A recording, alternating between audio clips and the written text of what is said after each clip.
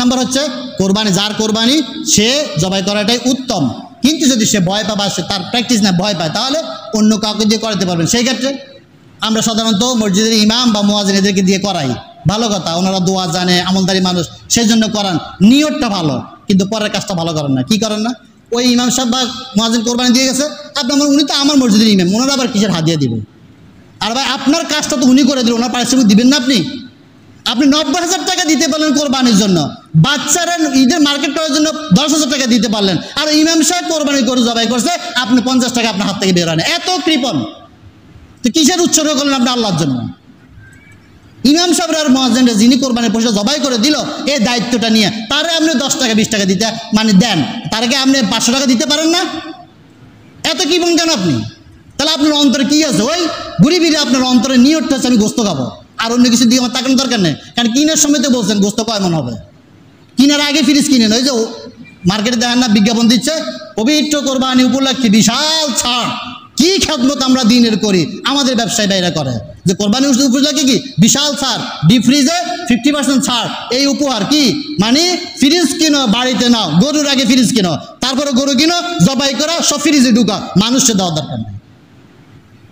মাসালা ফতুয়া এক জিনিস, বাস্তবতা আরেক জিনিস। রাসূলের আমি কালকে গত 2 দিন থেকে প্রায় কয়েকশো হাদিস পড়েছি যে এইখানে রাসূল বারবার বলেছিলেন যে 3 দিনের বেশি কোরবানি গোস্ত রাখবে না, 3 দিনের বেশি, বহুত হাদিস আছে। সর্বশেষ রাসূল বলছিলেন ঠিক আছে, এখন যেহেতু মুসলমান বেড়েছে, বাইরে আছে, স্বাভাবিক অবস্থা তোমরা নিজেরা খাবা, আত্মীয়স্বজনদের দিবা, জমা করেও রাখতে পারবে, এটা বৈধতা আছে। বৈধতা এক জিনিস, উত্তম আরেক জিনিস। আমরা বৈধর মাসালা শুই না, ফতুয়া শুই না, গণহারে ফ্রিজ কিনা, গণহারে গোস্ত ফ্রিজে ঢুকানো রয়ে গেছে, ওই গরিব মিসকিনের আর আশেপাশে প্রতিবেশীর হক আমরা আদায় করি না। আপনার যে ইমাম, আপনার যে মুয়াজ্জিন, কয়েকজনে খোঁজ নিয়েছেন যে আপনার ইমাম কোরবানি দেয় কিনা? লজ্জা হয়তো বলতে পারে না আপনার মুয়াজ্জিন কোরবানি দেয় কিনা, কতটুকু মাংস দিচ্ছেন বলেন? পারবেন না, জবাব দিতে পারবেন। দিবেন কি? ওই মেসকিনটা যেরকম দেন 1 পিস 2 পিস, আপনার ইমাম মুয়াজ্জিন মেসকিন, তাহলে আপনি মেসকিনের পিছনে নামাজ পড়তেছেন। আপনার ইমামকে, আপনি মুয়াজ্জিনকে আপনি রাখবেন শাহেনশার মতো, তাহলে বাচ্চার পিছনে আপনার নামাজ পড়তেছেন, সেজন্য আপনার ইমামতির দায়িত্ব নেই, সে তো বাচ্চা। আর আপনি যারা মিসকিন বানায় রাখেন, 2-4 পিস মাংস দেন, তাহলে আপনি তো মিসকিন বানায় রাখলেন ইমামকে, সেই ইমাম থেকে আপনি কি আশা করবেন? প্রতিবেশীর হক, এলাকার মানুষের হক, ইমাম মুয়াজ্জিনের হক যথাযথভাবে আদায় করবেন। বিশেষ করে কোরবানি পশু যদি জবাই করেন অন্য কাউকে দিয়ে, অবশ্যই তাকে যথাযথ তার মন খুশি করে তাকে পারিশ্রমিক দিবেন। এটা কি বৃথা যাবে? কোনোদিনই বৃথা যাবে না, আপনার ওটার সাথে এটাও কবুল হয়ে যাবে। কিন্তু আমাদের কি পণ্যতা আসে এখানে 50 টাকা বের হয় না। 50 টাকা বের করবেন কেন? আপনার শুরু হবে 500-1000 দিয়ে। গড়ে কিনছেন আপনি 2 লাখ টাকা দিয়ে, ওই হুজুরে দেন 50 টাকা, হইল? وعن مخنف بن سليم رضي الله تعالى عنه قال كنا وقوفا مع النبي صلى الله عليه وسلم بعرفات فسمعته يقول يا رسول الله يا أيها الناس على كل أهل بيت في كل عام أضحية أو كما قال النبي عليه الصلاة والسلام إن الله وملائكته يصلون على النبي يا أيها الذين آمنوا صلوا عليه وسلموا تسليما জবান খুলে দুরূদ পড়ি, আল্লাহুম্মা সাল্লি আলা মুহাম্মাদ ওয়া আলা আলি মুহাম্মাদ কামা সাল্লাইতা আলা ইব্রাহিম ওয়া আলা আলি ইব্রাহিম ইন্নাকা হামিদুম মাজিদ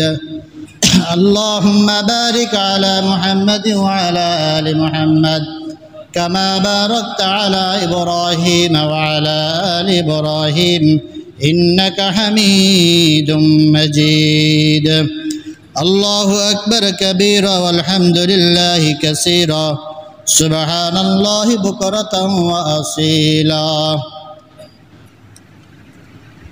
الحمد لله الله দরবারে শুকরিয়া জ্ঞাপন করি, সকলে জবান খুলে পড়ি আলহামদুলিল্লাহ। আমরা যে দুরূদটা পড়লাম এবং নামাজে যে দুরূদটা পড়ি, দুরূদের নাম কি জানেন? কি নাম? জোরে বলেন। দুরুদে ইব্রাহিম। যদিও দুরুদটা পড়ি কার উপরে বলেন? দুরুদটা পড়ি কার উপরে? আমাদের রাসূলের উপরে, তাই না? কিন্তু নামটা কি? দুরুদে ইব্রাহিম। নাম হচ্ছে দুরুদে ইব্রাহিম, কিন্তু ইব্রাহিম আসলামের জন্য মূলত উদ্দেশ্য না, উদ্দেশ্য হচ্ছে রাসূলের জন্য। তার মানে এই দুরুদ দ্বারা আল্লাহ তাআলা কি বুঝাইলেন? নাম দিলাম দুরুদ ইব্রাহিম, পড়ি এলাম মুহাম্মদ ইসলামের জন্য। দুইটার মধ্যে সম্পর্কটা কি? সম্পর্ক হচ্ছে পিতা এবং পুত্রের সম্পর্ক। কি সম্পর্ক? পিতা এবং পুত্রের সম্পর্ক। নাতির হাতে কলা দিলে কে খুশি হয়? দাদা খুশি হয়। দাদার হাতে কলা দিলে দাদা যত খুশি না হোক, নাতির হাতে যদি কলা দেয় দাদা বেশি খুশি হয়, ঠিক না? ঠিক। আল্লাহ ঠিক সেই সিস্টেমটাই করছেন যে বাবার জন্য দুরুদ না, তার ছেলের জন্য দুরুদ চালু করে বাবাকে সম্মানিত করলেন, তাই না? অর্থাৎ আমাদের মুসলিম জাতির মিল্লাতে পিতাকে ইব্রাহিম আলাইহিস সালাম, মিল্লাত আবিকুম ইব্রাহিম হুয়া সাম্মাকুমুল মুসলিমিন। পৃথিবীতে যত মুসলমান দাবি করবে প্রত্যেক মুসলমান ধর্মীয়গত দিক থেকে কার সন্তান? ইব্রাহিম আলাইহিস সালামের সন্তান। এই যে আল্লাহ তাআলা ইব্রাহিমের নামে দুরূদ চালু করে দিলেন, এইরকম ইব্রাহিম আলাইহিস সালামের বেশ কিছু কঠিনতম পরীক্ষা ছিল, যেই পরীক্ষাগুলো উত্তীর্ণ হওয়ার কারণে তিনি আল্লাহর দরবারে খলিলুল্লাহ, আল্লাহ তাআলার দোস্ত প্রিয় বান্দা হিসেবে তিনি কবুল হয়েছেন। আল্লাহ তাকে কবুল করেছেন এবং আল্লাহ তাআলা বলছিলেন যে আমি তোমার স্মৃতিটা কিয়ামত পর্যন্ত তো মানুষের মধ্যে বিস্তার রাখবো। মানুষ কিয়ামত পর্যন্ত যত মুসলমান পৃথিবীতে আসবে সকলেই তোমার এই স্মৃতিটা স্মরণ করবে। এইরকম কিছু স্মৃতি আল্লাহ তাআলা এই উম্মতের মধ্যে রেখে দিয়েছেন। তার মধ্যে অন্যতম একটা স্মৃতি, সেটা হচ্ছে আজকে আমরা এখন যে মাসে অবস্থান করছি, জুলহাজ মাস। এই জুলহাজ মাসে যে অন্যতম একটা আমল 10ই জুলহাজ আমরা ঈদুল আদহা পালন করি। বিশেষ করে সেই দিন আমরা কোরবানির পশু জবাই করি। এই যে কোরবানির প্রচলন, এর ইতিহাস পুরাতন, কিন্তু আমরা যেটা ফলো করি, অনুসরণ করি, এটা হচ্ছে ইব্রাহিম আলাইহিস সালাম এবং তার প্রিয় পুত্র ইসমাইল আলাইহিস সালামের আল্লাহর প্রতি নিজেদেরকে উৎসর্গ করে দেওয়া, আল্লাহর কাছে নিজেদেরকে একদম বিলীন করে দেওয়া, সম্পূর্ণরূপে আত্মসমর্পণ করে দেওয়ার স্মৃতিটাই আমরা ধরে আছি। তাহলে কোরবানি যেটা আমরা সাধারণত কোরবানি বলে জানি, কোরবানির ইতিহাস এবং ঐতিহ্য এটা ইসলামের অন্যান্য মৌলিক ইবাদতের মতোই মানুষের সৃষ্টি শুরু থেকেই এই বিষয়টা আছে। যেমন সালাত, ঈমান, রোজা, হজ, যাকাত, এই মৌলিক ইবাদতগুলো কিন্তু প্রতি যুগে প্রতি নবী আম্বিয়া প্রতি উম্মতের জন্যই ছিল। হয়তো পদ্ধতি, সময়, প্রক্রিয়া, সংখ্যা ভিন্ন ছিল। রাসূলের সময় এসব পূর্ণতা লাভ করেছে, আর কোনো চেঞ্জ হবে না। কিন্তু এর আগেও এটার মূল জিনিসটা ছিল। সকল নবীরাই সালাত আদায় করতেন, সংখ্যা, সময়, প্রক্রিয়া ভিন্ন ছিল। সকল নবীরাই রোজা পালন করতেন, সকল নবী হজ করেছিলেন, সকল নবী যাকাত দিতেন। অনুরূপভাবে এই যে কোরবানি, এটাও মানব সৃষ্টি শুরু থেকেই এই পদ্ধতিটা ছিল, এই বিধানটা ছিল, এই আমলটা ছিল। সেটা আমরা কীভাবে জানলাম? এটা মুখের কথা নয়, আল্লাহ তাআলা পবিত্র কোরআনে সূরা মায়েদার 27 নম্বর আয়াতে এটা কোট করে দিলেন যে কোরবানি এটা একটা অত্যন্ত গুরুত্বপূর্ণ আমল, যেটা শুধুমাত্র উম্মতে মুহাম্মাদের জন্য না, এটা মানুষ সৃষ্টি শুরু থেকেই ছিল। সেইটাকে স্মরণ করার জন্য আল্লাহ তাআলা তার রাসূলকে বললেন, ওয়াতলু আলাইহিম নাবা আবনা আদামা বিল হক, যে রাসূল আপনি তেলাওয়াত করে শুনান আপনার উম্মতদেরকে, যারা আপনার সামনে আমার ওহী শুনতে আসে তাদেরকে শুনিয়ে দেন। নাবা ঘটনা, ইতিহাস, বর্ণনাটা ইবনে আদামা, আদম ইসলামের দুই ছেলের, আদম ইসলামের দুই ছেলের ঘটনাটা আপনি আপনার উম্মতকে তেলাওয়াত করে পড়ে পড়ে শুনাইয়া দেন। কি বিষয়টা? বিল হাক্কে, সত্য সহকারে, অর্থাৎ আমি যেভাবে বলছি এইভাবে, কমনা বেশনা, যেটা সত্য ঘটনা, এই সত্য ঘটনাটা আপনি আপনার উম্মতকে জানাইয়া দেন। ঘটনাটা কি? ইজ কররাবা কুরবানান ফাতুকুব্বিলা মিন আহাদিহিমা ওয়া লাম ইউতাকাব্বাল মিনাল আখার, যে এই যে আদমের দুই বেটা ছিল, প্রথমে পৃথিবীর জমিনে সর্বপ্রথম যে দুই সন্তান এসেছিল, পুরুষ সন্তান, দুই ভাই, এই দুই ভাইয়ের মধ্যে একটা ঘটনা সংঘটিত হয়েছিল। সেটা কি?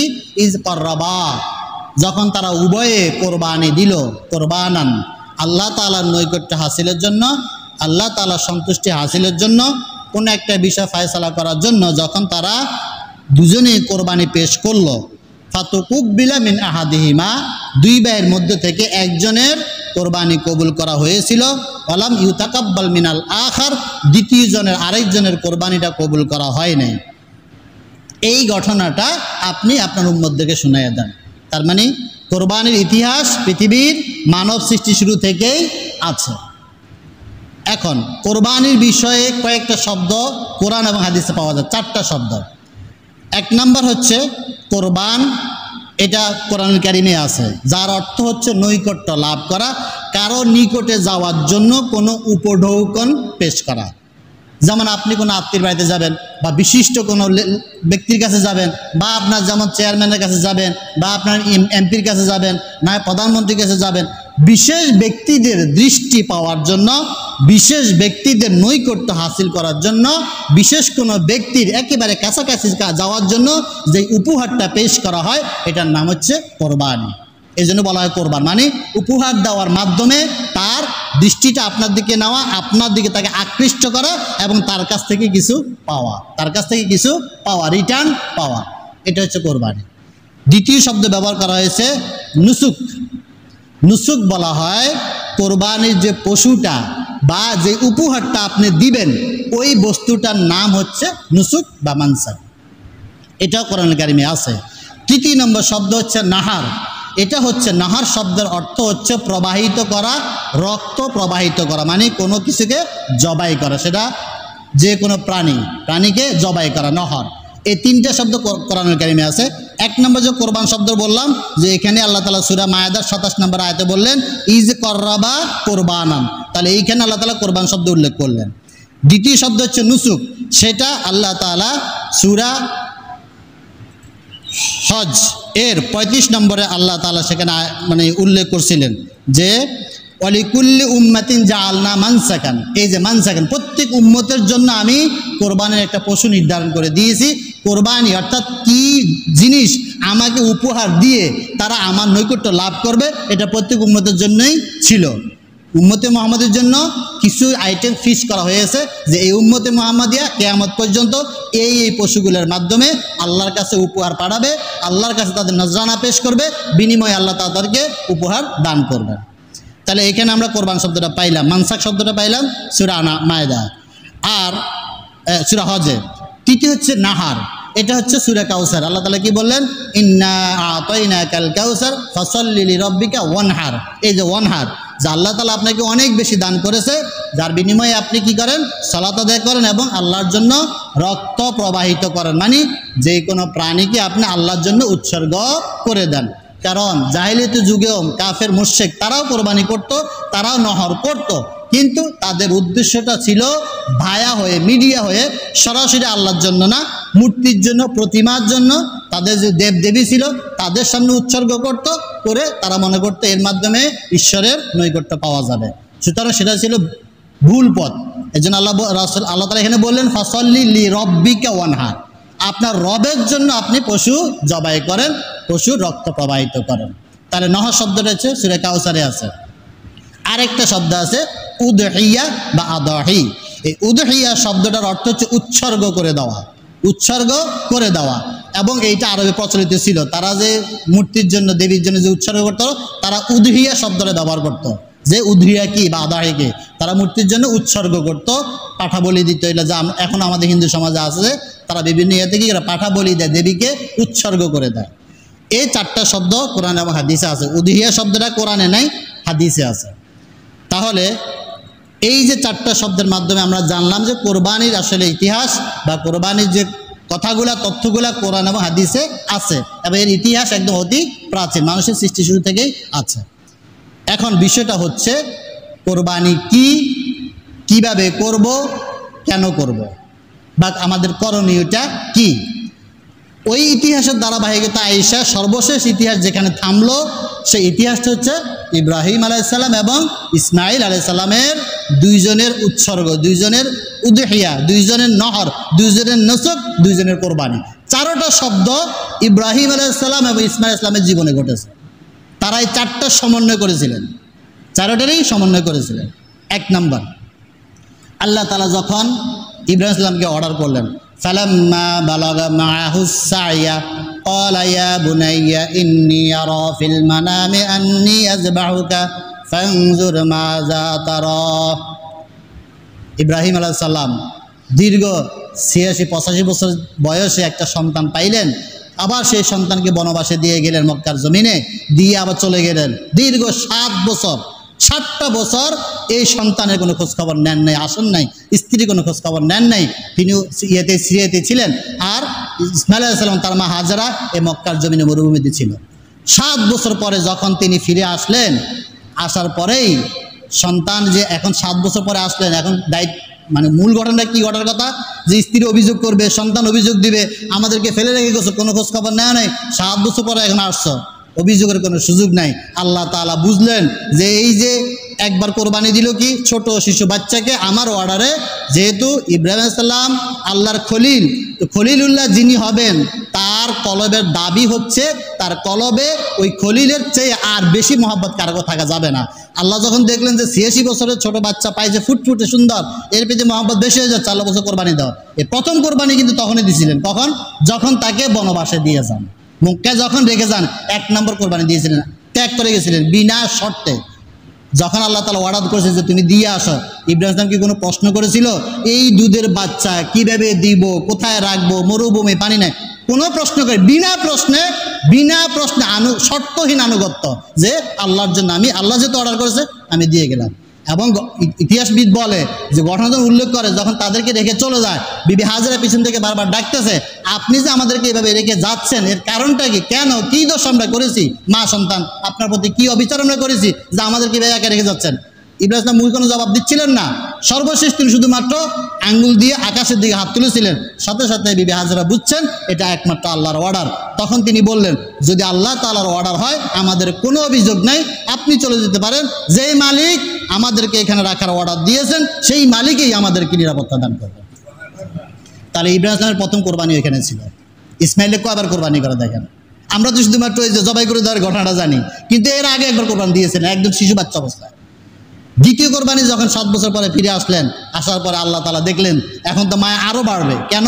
ওই যে আল্লাহ বললেন ফালাম্মা বালাগা মাআহু সাইয়া, দেখবেন শিশু বাচ্চা যখন দোলনায় থাকে তখন যতটুকু না মহব্বত লাগে, দোলনায় থাকা অবস্থা মায়ের মহব্বত বেশি লাগে, কারণ মা তখন তাকে দুধ পান করা, মায়ের সাথে থাকে, চোখের সামনে থাকে।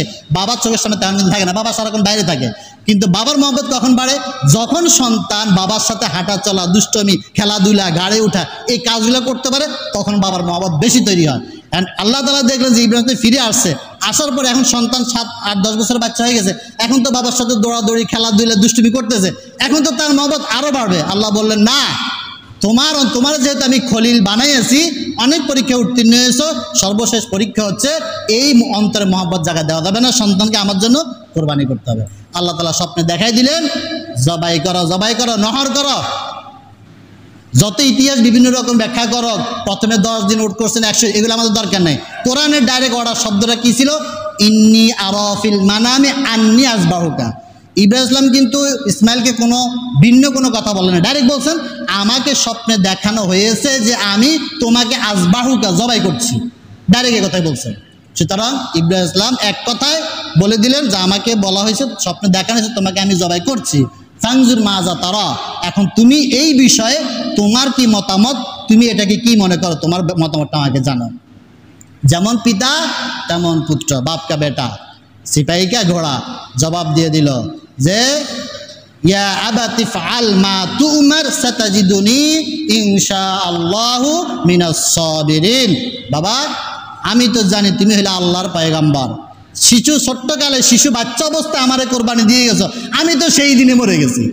আমার কোরবানি তো তখনই হয়ে গেছে যখন আমাকে মায়ের কোলে রেখে মরুভূমিতে ছেড়ে গিয়েছিলাম, যেখানে খাওয়া, পান করার, থাকার ঘর কিছুই ছিল না, চারিদিকে মরুভূমি আর মরুভূমি। হতে পারতো উত্তপ্ত মরুভূমির মধ্যে আমি মরে যেতে পারতাম, পানির তৃষ্ণায় আমি ছটফটাইছি, কিন্তু আল্লাহ তাআলা আমাকে তখনও বাঁচাইয়াছেন।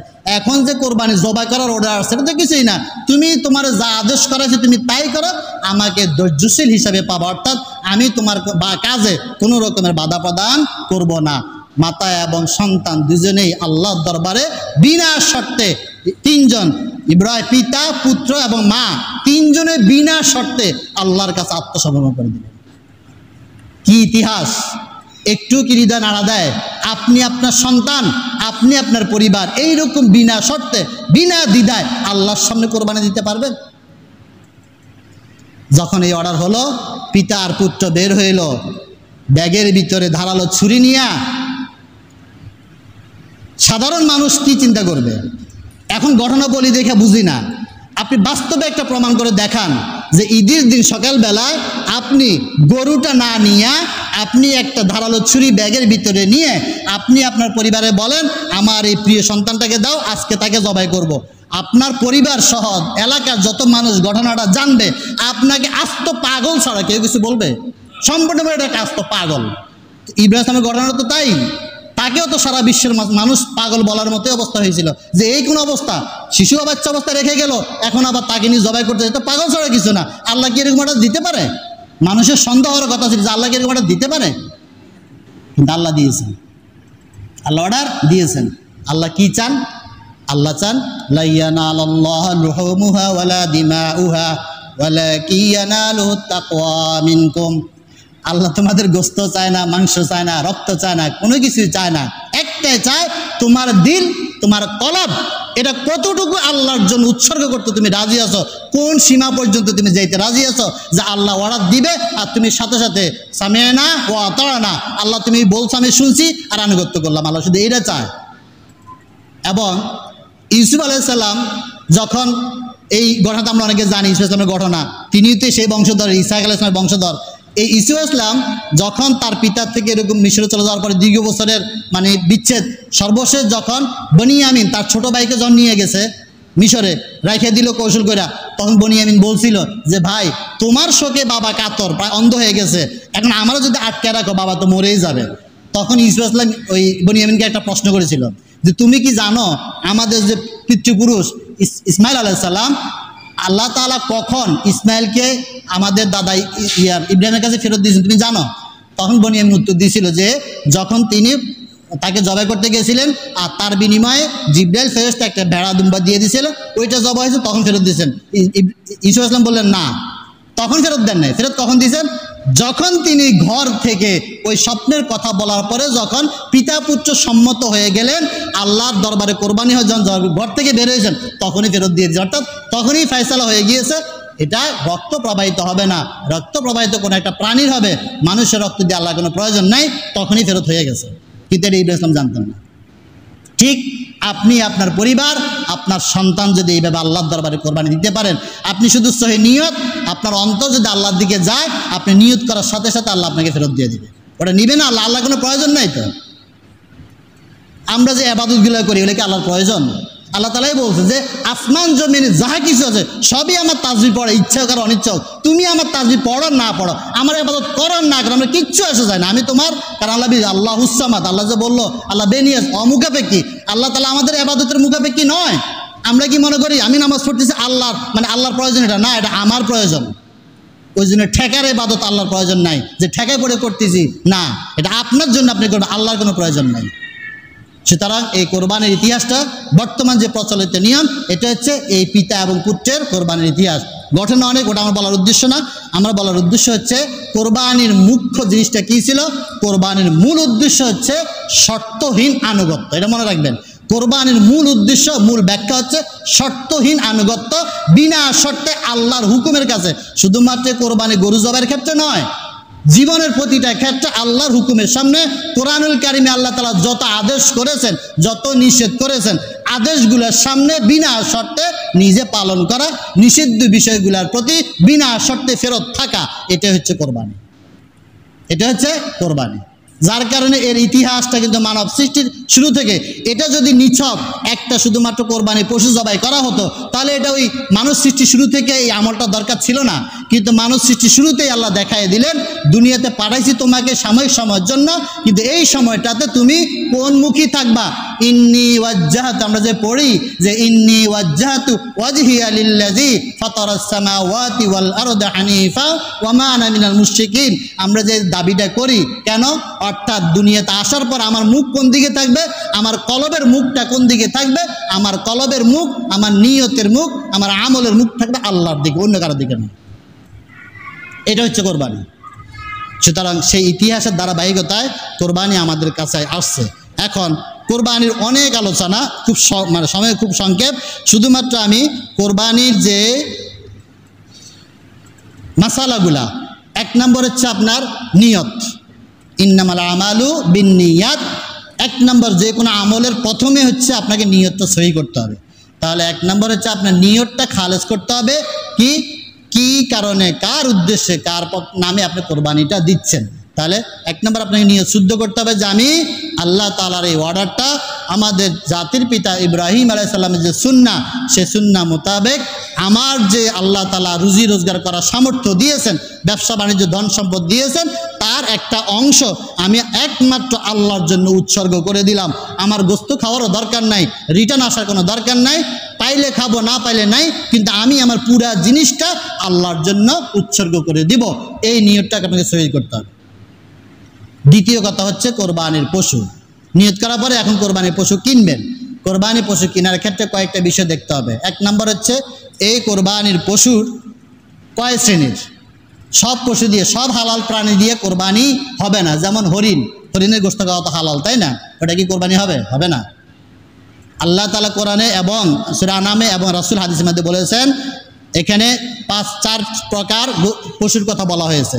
এক নম্বর হচ্ছে গরু জাতীয়, 2 নম্বর হচ্ছে উট, 3 নম্বর হচ্ছে আপনার ভেড়া, ছাগল, দুম্বা, এই জাতীয়। জাত হচ্ছে 3টা, গরুর জাত, উটের জাত, ছাগল, ভেড়া, দুম্বার জাত। প্রাণী হচ্ছে গরুর জাতের মধ্যে পড়বে আপনার, তবে সবগুলাই হতে হবে আপনাকে গৃহপালিত। সবগুলো কি হতে হবে? গৃহপালিত। বাহিমাতুল আনআমে আল্লাহ তাআলা বলছেন সূরা হজে যে বাহিমাতুল আনআমে যে চতুষ্পদ জন্তুগুলা ঘরে লালন পালন করা হয়, বন্য না, বন্য প্রাণী দিয়ে হবে না। তাহলে এক নম্বর হচ্ছে আপনাকে গৃহপালিত হতে হবে। এর মধ্যে গরুর মধ্যে আরেকটা জাত পড়ে মহিষ, এই দুইটাই ঘরে লালন পালন করা হয়। গরু এবং মহিষের ক্ষেত্রে বয়স হতে হবে 2 বছর। তৃতীয় হচ্ছে উট হচ্ছে 5 বছর। উটের বয়স হতে হবে ন্যূনতম 5 বছর। এরপরে আছে আপনার ভেড়া, ছাগল, দুম্বা, তিনটাই এক ক্যাটাগরির। ভেড়া, ছাগল, দুম্বা। আমাদের দেশে সাধারণত বেশিরভাগ ছাগলের প্রচলন। তাহলে ভেড়া, ছাগল, দুম্বা এই 3 শ্রেণী, এটার ক্ষেত্রে হইতে হবে 1 বছর। তবে দুম্বার ক্ষেত্রে বলা হয়েছে দুম্বা একটু নাদুস হয় অনেক সময়। যদি দুম্বাটা 6 মাসের বয়স হয় কিন্তু দেখতে 1 বছরের বকরির মতো লাগে, তাহলে সেটা দিয়েও করা যাবে। তা আমাদের দেশে তার দুম্বার পছন্দ এরকম নাই, যদি এখন কিছুটা দিয়ে এটা শুরু হচ্ছে। তবে বেশিরভাগ আমরা ছাগল কিনে থাকি, সেই ক্ষেত্রে ছাগলের বয়স অবশ্যই 1 বছর হতে হবে। এটা আপনাকে যাচাই করে নিতে হবে। তাহলে এই গরু, মহিষ, উট, ছাগল, ভেড়া, দুম্বা এই কয়টা প্রাণী দিয়ে আপনি কোরবানি করতে পারবেন। তাহলে কোরবানি পশু কেনার ক্ষেত্রে আপনাকে এই প্রাণীগুলো সিলেক্ট করতে হবে। 3 নম্বর কথা হচ্ছে অংশীদারিত্ব। পশুর ভিতরে অংশীদারিত্ব, এবং সেটা আগে নির্ধারণ করে নেওয়াই ভালো। এটা নিয়ে অনেক মতামত আছে, তবে হাদিসের বহুত হাদিস আছে, সহি হাদিস আছে যে রাসূলের যুগেও সাহাবীরা গরু, মহিষ এবং উট এই 3 শ্রেণীর প্রাণীর মধ্যে সর্বোচ্চ 7 জন পর্যন্ত অংশীদার হতে পারতেন। সর্বোচ্চ 7 জন পর্যন্ত অংশীদারের ভিত্তিতে কোরবানি দিতে পারবেন। এটা নিয়ে আর কোনো সন্দেহ দরকার নেই, এটা করা যাবে, এটা সহিহ হাদিস দ্বারা প্রমাণিত। তাহলে সেটা কিন্তু কিসের? গরু, মহিষ এবং উট। কিন্তু ছাগল, ভেড়া, দুম্বাতে একাধিক নাম হবে না, এটা একজনের পক্ষ থেকেই হবে, একজন অংশীদারের মাধ্যমে হবে। এখন এই পশুগুলো কেনার ক্ষেত্রে 1 নম্বর হচ্ছে আপনার ইনকাম হালাল হতে হবে। আয়টা কি হতে হবে? হালাল হতে হবে।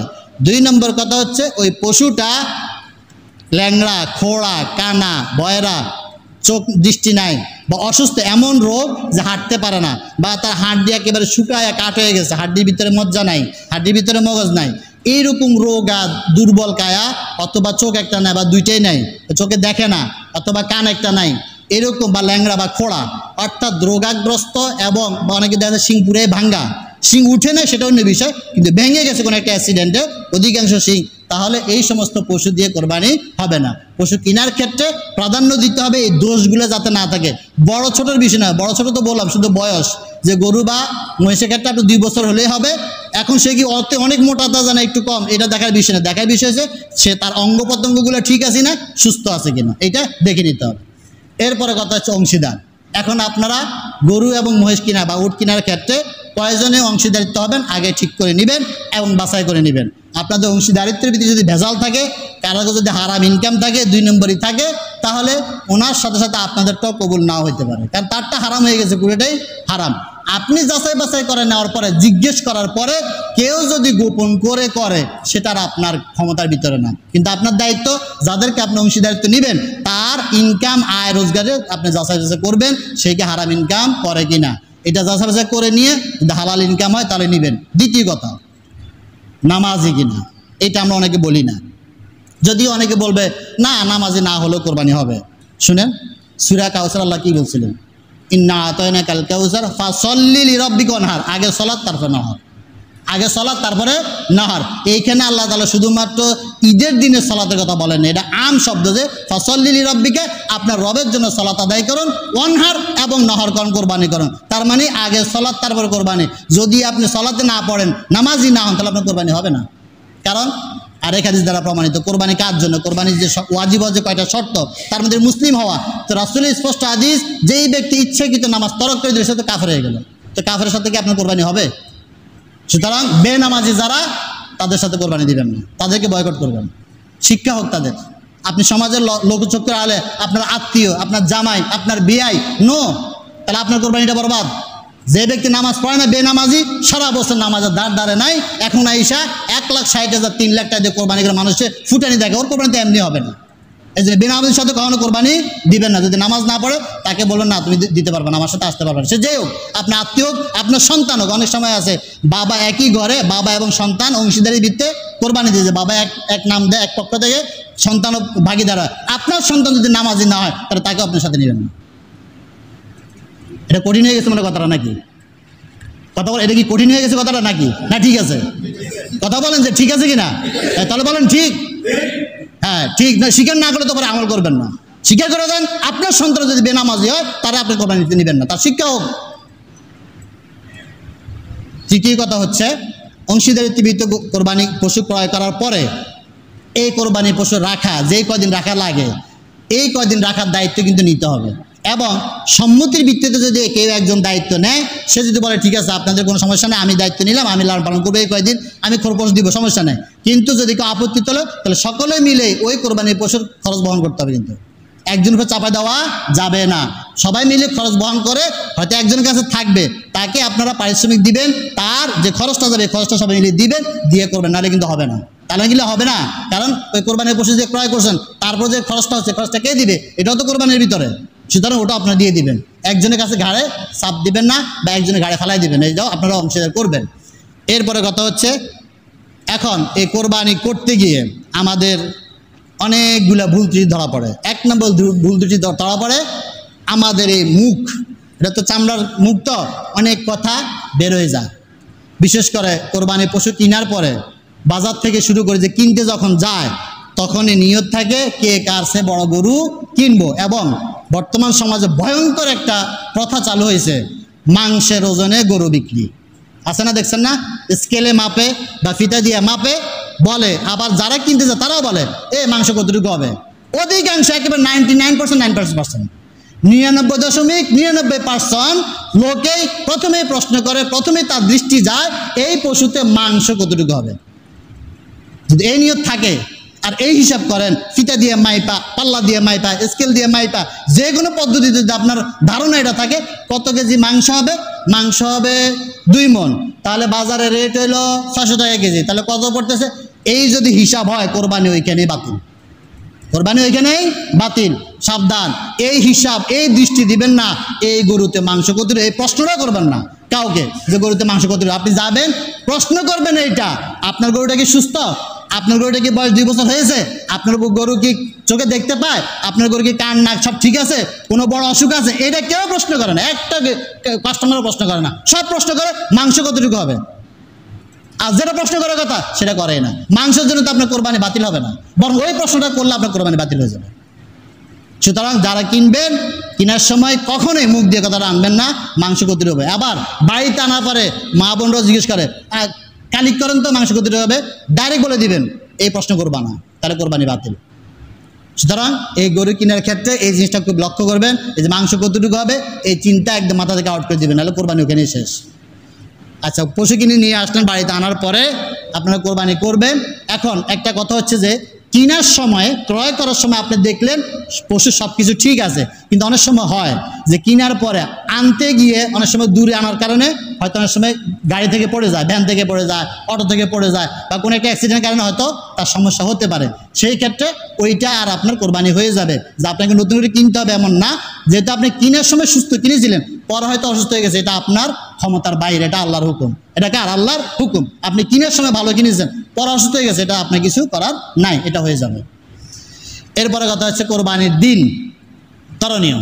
কোরবানির দিন করণীয় 1 নম্বর হচ্ছে আপনাকে অবশ্যই কোরবানি করার আগে নামাজ আদায় করতে হবে, ঈদের সালাত আদায় করতে হবে। ঈদের সালাত যদি আপনি আদায় না করেন তাহলে আপনার কোরবানি হবে না। স্পষ্ট হাদিস অনেকগুলা সহিহ হাদিসে বলছেন যে মান যাবাহা ক্বাবলা সালাতিন, যেই ব্যক্তি নামাজের আগেই জবাই করে ফেললো, ফালইউইদ, সেই জন্য আবার জবাই করে, মানে আরেকটা পশু সে জবাই করে। আর যে ব্যক্তি ওমান যাবাহা বাদা সালাতি ফাকাদ তাম্মা নুসুকাহু, তাহলে সে কি করলো? যে ব্যক্তি নামাজের পরে আদায় করলো, জবাই করলো, তার সুন্নাত আদায় হয়ে গেল এবং সে মুসলমানদের সুন্নাতটা পাইল, তার কোরবানিটা পরিপূর্ণ হবে। তাহলে ঈদের সালাত আদায় করা এটা হচ্ছে কোরবানির আগে শর্ত। এখন একটা মাসালা, আমাদের সমাজে অনেক সময় আমরা দেখি যে আমাদের ঘরে মা বোনদের পক্ষ থেকেও অনেক সময় কোরবানি দেওয়া হয়, যে একই ঘরে দেওয়া গেছে, বাবার পক্ষ থেকে দেওয়া হয়, আবার মায়ের পক্ষ থেকে দেওয়া হয়, বা স্বামী স্ত্রীর পক্ষে দেওয়া হয়। কিন্তু আমাদের সমাজটা এমন, মার্কেটে যাওয়ার জন্য মহিলাদের কোনো বাধা নাই, শুধু মসজিদ আর নামাজে আসতে গেলে বাধা আছে। অথচ ঈদগাহ জামাতে রাসূলের আজীবন, রাসূল যতদিন জিন্দিগিতে ছিলেন 63 বছরের জিন্দিগিতে, সর্বশেষ নবুয়তে যে 23 বছর, এই 23 বছরও রাসূল যখন থেকে ঈদের নামাজ শুরু করলেন একবারের জন্য মহিলাদের জামাত বাতিল করেন নাই, সবসময় মহিলাদের জামাত রেখেছেন। আর আপনার যে মহিলা, যে স্ত্রী, সে যদি, যেমন অনেকে আছে স্বামী থাকে বিদেশ, তাই না, স্বামী থাকে বিদেশ, স্ত্রী থাকে দেশে, আর স্বামী হয়তো ওখানে কোরবানি দিচ্ছে, আবার স্ত্রীর নামে দেশে কোরবানি দিচ্ছে, আর এই স্ত্রী নামাজ পড়ে নাই, তো তার কোরবানি হবে কিনা? এটা ফতো আমি দিব না, আপনারা বড় মুফতি সাহেব জিজ্ঞেস করে নিন। যে প্রশ্ন হচ্ছে এটা, যে আমাদের সমাজে যখন এই কথাটা আমি বলি, যে বা অনেকে বলে যে মহিলাদেরও নামাজের ব্যবস্থা করেন, বিশেষ করে ঈদগাহ এবং জুমার দিন, এইটা অনেক রকম মন্তব্য করে। কি? অনেকে এমন মন্তব্য করে হুজুরের মহিলা দেখার শখ হয়েছে, আস্তাগফিরুল্লাহ নাউযুবিল্লাহ। তাহলে রাসূলের মানে কথাটা কোথায় গেল? রাসূল পর্যন্ত রাসূলের জিন্দিগিতে যে জুমা মানে মসজিদে নববীতে এবং প্রত্যেক ঈদের নামাজে মহিলারা এসে নামাজ পড়তে, রাসূলের দৃষ্টিভঙ্গি ছিল এই জিনিসটা আমাদের সমাজ থেকে বিদায়। কিন্তু মার্কেটে যায়, ওই ন্যাংটায় মার্কেটে দৌড়াবে প্রতিদিন, এটা দোষ নাই। তার বউ সবাই দেখবে লিপস্টিক মেখে যাবে, এটা দোষ নাই। নামাজের কথা বললে দোষ। এখানে পরিবেশ নষ্ট হবে, এখানে পরিবেশ নষ্ট হবে, এখানে পরিবেশ নষ্ট। এখানে তার একসাথে নামাজ পড়বে না, এটা আলাদা ব্যবস্থা, মানে পর্দার সাথে। আর মার্কেটে কি পর্দার সাথে মার্কেট করার সুযোগ আছে নাকি? সেটা তো নাই। কিন্তু সেখানে কোনো সমস্যা না, সমস্যা যত এই ভালো কাজ। এটা হচ্ছে শয়তানের ধোঁকা, যে মসজিদে আনা যাবে না, কারণ মহিলাগুলো যখন মসজিদে আসবে, জুমার দিন বয়ান শুনবে, ঈদের দিন বয়ান শুনবে, তো তারা তো হেদায়েত হয়ে যাবে। হেদায়েত হয়ে গেলে পর্দা ঢুকে যাবে, শয়তানের তো কাজ বন্ধ হয়ে যাবে। শয়তান কাস্টমার পাবে, শয়তানের কাস্টমার লাগবে তো। এই জন্য যদি কোনো মহিলা যদি তার পক্ষ থেকে কোরবানি দেয়, তারও নামাজ পড়া, এই হাদিস মতে তার নামাজ পড়া ওয়াজিব। এই জন্য আমি বারবার বলি, আমার এলাকাও বলি, এখন পর্যন্ত মানাইতে পারলাম না, কারণ সমাজটা পরিবর্তন হতে চায় না। ওই একটা জিনিস ধরে আছে, ওটা নিয়ে ধরে আছে। আমি আমার কমিটিকে বেশ কয়েকবার বলেছিলাম যে আপনারাও দোতলায়, মসজিদ এত সাজানোর কোনো প্রয়োজন নাই, এবাদতের জন্য মসজিদ এত সাজানোর প্রয়োজন নাই। মসজিদ এবাদতের জন্য মুসল্লির প্রয়োজন আর ব্যবস্থাপনার প্রয়োজন। আপনারা প্রয়োজনের উপরে একটা 2-3টা রো করে ওই পাশ দিয়ে সিঁড়ি করে ব্যবস্থা করে দেন, যাতে মহিলারা জুমার দিন আসতে পারে, তারা যেন আলোচনা শুনতে পারে, হেদায়েত হতে পারে। কিন্তু আমাদের মহিলা সব যায় মার্কেটে, মসজিদে নাই। এবং ঈদের জামাতেও আপনারা আলাদা প্যান্ডেল করে মহিলাদের জামাতের ব্যবস্থা করেন, সওয়াব পাবেন, এটা সুন্নাহ। সুতরাং কোরবানি করার আগে আপনাকে অবশ্যই নামাজ আদায় করতে হবে। নামাজ না পড়ে যদি কোরবানি করেন, আপনার কোরবানি হবে না, আপনার যে লাট সাহেব হন না কেন। ঠিকই কথা, কোরবানি পশু জবাই করতে গিয়ে অনেক রকমের হ্যাসেল। 1 নম্বর হচ্ছে কোরবানি, যার কোরবানি সে জবাই করাটাই উত্তম। কিন্তু যদি সে ভয় পায় বা সে তার প্র্যাকটিস না ভয় পায়, তাহলে অন্য কাউকে দিয়ে করাতে পারবেন। সেই ক্ষেত্রে আমরা সাধারণত মসজিদের ইমাম বা মুয়াজ্জিন এদেরকে দিয়ে করাই, ভালো কথা, ওনারা দোয়া জানে, আমলদারি মানুষ, সেই জন্য করান, নিয়তটা ভালো, কিন্তু পরের কাজটা ভালো করেন না। কি করেন না? ওই ইমাম সাহেব বা মুয়াজ্জিন কোরবানি দিয়ে গেছে, আপনার উনি তো আমার মসজিদের ইমাম, ওনারা আবার কিসের হাদিয়া দিবে? আর ভাই আপনার কাজটা তো উনি করে দিলেন, ওনার পারিশ্রমিক দিবেন না আপনি? আপনি 90,000 টাকা দিতে পারলেন কোরবানির জন্য, বাচ্চারা ঈদের মার্কেট করার জন্য 10,000 টাকা দিতে পারলেন, আর ইমাম সাহেব কোরবানি করে জবাই করছে, আপনি 50 টাকা আপনার হাত থেকে বের হয় না। এত কৃপণ, তো কিসের উৎসর্গ করলেন আপনি আল্লাহর জন্য? ইমাম সাহেব আর মুয়াজ্জিনরা যিনি কোরবানির পশু জবাই করে দিল এই দায়িত্বটা নিয়ে তারে আপনি 10 টাকা 20 টাকা দিতে মানে দেন, তারকে আপনি 500 টাকা দিতে পারেন না? এত কি বলেন কেন আপনি? তাহলে আপনার অন্তরে কি আছে? ওই ঘুরি ফিরে আপনার অন্তরে নিয়তটা হচ্ছে আমি গোস্ত খাবো, আর অন্য কিছু দিয়ে আমার তাকানোর দরকার নেই। কারণ কিনার সময় তো বলছেন গোস্ত কয় মন হবে, কিনার আগে ফ্রিজ কিনেন। ওই যে মার্কেটে দেখেন না বিজ্ঞাপন দিচ্ছে পবিত্র কোরবানি উপলক্ষে বিশাল ছাড়।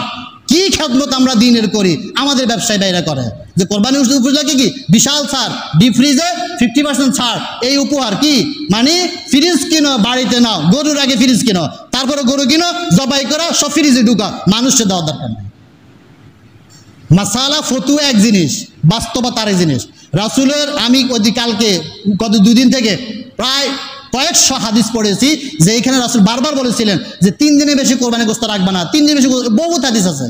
সর্বশেষ রাসূল বলছিলেন ঠিক আছে এখন যেহেতু মুসলমান বেড়েছে বাইরে আছে, স্বাভাবিক অবস্থা তোমরা নিজেরা খাবা, আত্মীয়স্বজনদের দিবা, জমা করেও রাখতে পারবে, এটা বৈধতা আছে। বৈধতা এক জিনিস, উত্তম আরেক জিনিস।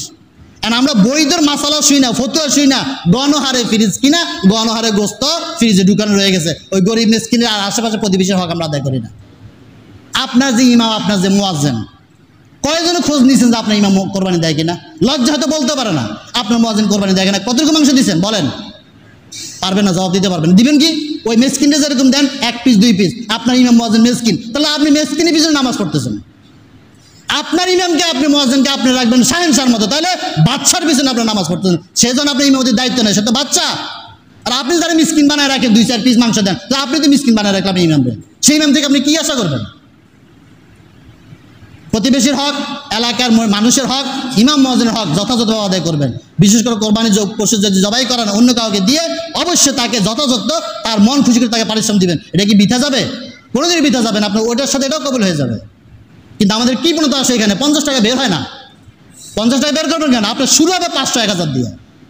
গড়ে কিনছেন আপনি 2 লাখ টাকা দিয়ে, ওই হুজুরে দেন 50 টাকা, হইল?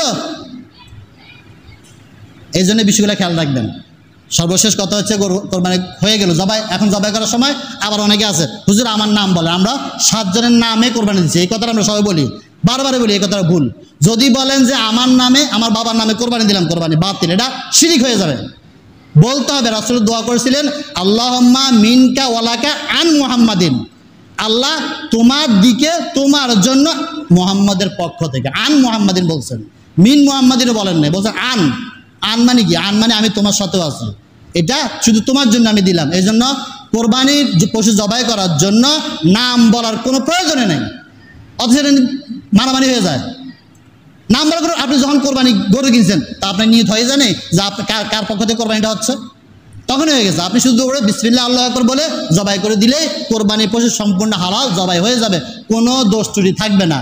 এখন কেউ যদি বলে যে আরও দোয়া পড়েন, যেমন রাসূল পড়েছিলেন ইন্নী ওয়াজ্জাহতু, এই দোয়াটা পড়েছিলেন, ইন্না সলাতি ওয়া নুসুকি, এই দোয়াগুলো পড়েছিলেন, এটা হচ্ছে কোরবানি কবুল হওয়ার জন্য দোয়া পড়া। কোরবানির পশু জবাই করার জন্য এটা প্রযোজ্য না। কোরবানির পশু জবাই করার জন্য শুধুমাত্র বিসমিল্লাহ আল্লাহু আকবার এটা পড়লে যথেষ্ট। আর বাকি যে দোয়াগুলো ওটা হচ্ছে আপনার কোরবানিটা যেন আল্লাহর দরবারে কবুল হয় সেই জন্য। এই জন্য নাম নিয়ে ফারাফারি করবেন না, কেউ নাম বলবেন না, দাঁড়িয়ে বলুন বিসমিল্লাহ আল্লাহু আকবার। কার পক্ষ থেকে সেটা আল্লাহ ভালো করে জানে না, আল্লাহ মনে হয় আন্দা কানা খোড়া নাউজুবিল্লাহ, মানে শুনি নাই, আপনি যে গরু কিনছেন আল্লাহ দেখে নাই, এরকম মনে হয়। এই কাজগুলো করবেন না, নাম নিয়ে দৌড়াদৌড়ি করবেন না, সবার পক্ষ থেকে হয়ে গেল বিসমিল্লাহ আল্লাহু আকবার এই বিষয়। আর এরপরে কোরবানির মাংস যেটা বললাম, আপনারা করার পরে সবাই যার যার যদি অংশীদার হন, সবাই যার যার ভাগ সমানভাবে বুঝাই দিয়ে, যার যার ভাগ থেকে আপনি, আপনার আত্মীয় স্বজন হক আছে, গরিব মিসকিনের হক আছে, আপনিও খাবেন, আশেপাশে প্রতিবেশী সবাইকে দান করবেন। বেশি জমা করে রাখার চেষ্টা করবেন না, যত পারেন দান করে দিবেন, যত পারেন কি করবেন দান করে। দান করার মধ্যে কারণ বিষয়টা কি জানেন, এটা বলেই শেষ করব। বিষয়টা হচ্ছে কোরবানির দিনে প্রতি সারা বছরের মধ্যে একটা দিন আল্লাহ তাআলা বিশ্বের মুসলিম উম্মাকে তার বাড়িতে দাওয়াত দেয়, বলেন সুবহানাল্লাহ। একটা দিন সারা বছরের মধ্যে 12 মাসের মধ্যে একটা মাসের একটা দিনে তামাম বিশ্বের মুসলমান আল্লাহর মেহমান হয়ে যায়, সেটা হচ্ছে কোরবানির দিন। স্পষ্ট হাদিস রাসূলের যে আল্লাহ তাআলা সেদিন বলে কি বলছিলেন, কোরবানিটা আল্লাহর জন্য। তার মানে আপনি উপহারটা দিলেন, আপনি কারো বাড়িতে গেলেন, যাওয়ার পরে আপনি এখন আমের সিজন 10 কেজি আম নিয়ে গেলেন, উপহার তার নিয়ে গেলেন, নিয়ে গিয়ার পর ওকে যখন হ্যান্ড ওভার করে দিলেন ওই ব্যক্তিকে, ওই মালিকানা কি আর আপনার থাকে? তার মালিকানাটা কার? ওই ব্যক্তির না। না আপনি বলবেন ভাই আমি তো আপনার উপহারটা দিছি, খাইয়ে দিয়ে যাওয়ার সময় ভাই আমার উপহারটা ফেরত দেন, এটা বলেন, বললে আপনি কি বলবেন? বেকুব, আরবি জীবন আমার বাড়িতে আসবি না। তাহলে আপনি আল্লাহর জন্য কোরবানি দিলেন, পশুটা জবাই করলেন, এটা কি আপনার মালিকানা আছে? কিভাবে দাবি করেন যেটা আমার মাংস? কিভাবে দাবি করেন যেটা আমি জমা করে রাখবো? কিভাবে বিবেক কিভাবে বলে? এটা তো আপনি আল্লাহকে দিয়ে দিলেন। আল্লাহ খুশি হয়ে যেটা আল্লাহ বলছেন আমার দরকার নাই, আমি আমার বান্দা আমাকে দিয়ে দিয়েছে, যদি আপনারটা কবুল হইয়া থাকে আল্লাহর দরবারে, তাহলে আপনার উপরটা আল্লাহ গ্রহণ করে এরপর আল্লাহ বলেন বান্দা আমার তো এটার দরকার নাই, আমি তোকে আবার রিটার্ন দিলাম, হাদিয়াটা দিয়ে দিলাম, তুইও খা, আমার অন্যান্য বান্দাদেরকে খাওয়া, যারা দিতে পারে না তাদের খাওয়া। মাংসটার মালিক কে আসলে? আল্লাহ। মাংসটার মালিক কে? আল্লাহ। আল্লাহ আপনাকে ফেরত দিয়েছে, তুই খা, আমার অন্যান্য বান্দাকে দেখে। তাহলে আপনি কিভাবে এটা এইভাবে ধরে রাখেন? তা আপনার মালিক আপনি না। এতটুকু বিবেক আমাদের হয় না। যাই হোক, এই কোরবানির মাংসের বিষয়ে যতটুকু পারবেন শুধু দান করে যাবেন, মাথায় এটা রাখবেন, এটা মালিক আমি না, মালিক আল্লাহ ছিল। আল্লাহ আমাকে দয়া করে, তিনি দয়া করে আমার উপহার দিয়েছেন, আমি আজকে তার মেহমান। সুতরাং আমি যেহেতু তার মেহমান হয়েছি, আমি আরও মেহমানদেরকে নিয়ে মেহমানদারি করব। এটা সচেতন থাকবেন, জমা করে রাখবেন, দোষ নাই। কিন্তু বিবেক কি বলে? বিবেকের কাছে তাড়না দিয়েন যে আপনি খাইলেন, অন্য কেউ পাইল না, আপনি খাইলেন 7 দিন যাবত, 1 মাস যাবত, 2 মাস যাবত, আর একজনে একবেলা খাইতে পারেন না। সমাজে বহুত মানুষ আছে যারা বছরে একবারও গরু মাংস খাইতে পারে না। সুতরাং এই বিষয়টা খেয়াল রাখবেন, ইমাম মুয়াজ্জিনের হক আদায় করবেন। আমি বারবার বললাম, জবাই এবং তাদের প্রতি যে হক আছে, হকটা আদায় করবেন, সবাই গুরুত্ব দিয়ে এই হকটা আদায় করবেন। আল্লাহ তাআলা আমাদেরকে কবুল করে। আরও অনেক বিষয় ছিল, যাই যতটুকু বললাম এতটুকুর উপর আমল করা এবং জেনে মানুষকে জানানো, আর না জানা থাকলে ফোন দিবেন বা আশেপাশে আলেমরা তাদেরকে জেনে সহিভাবে যাতে কোরবানিটা হয়। আল্লাহ তাআলা আমাদের সকলে যারা আমরা কোরবানি দিব, আমাদের কোরবানিগুলোকে ইব্রাহিম ইসলামের পক্ষ থেকে যেরকম ইসমাইলকে কবুল করেছেন, আমাদের পক্ষ থেকে যেন আমাদের কোরবানি পশুটা আল্লাহ সেইভাবে কবুল করে। সকলে বলি আমিন। সুবহানাকা আল্লাহুম্মা